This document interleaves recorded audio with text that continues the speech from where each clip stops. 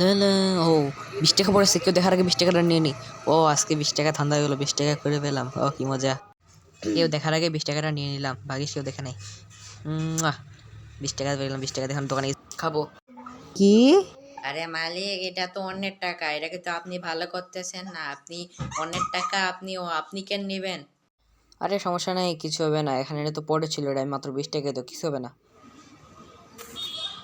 নিয়ে এসে তো কি হয়েছে, কোনো সমস্যা নাই। 20 টাকায় তো মালিক যে ফকির সেটা আমরা সবাই জানি। মালিক নিয়ে এসে তো কি হয়েছে, সমস্যা নেই, কিছু হবে না, 20 টাকাই তো খাবে। কি বললি? সত্যি তো? আরে কি বলিস তোরা, চুপ কর। আশেপাশে তো কেউ নেই, আমি এটা মাটিতে কুড়াই পেয়েছি। 20 টাকা তো তেমন কিছু হবে না, নেই কিছু হবে না। এই টাকা দিয়ে কিছু কিনে খাই।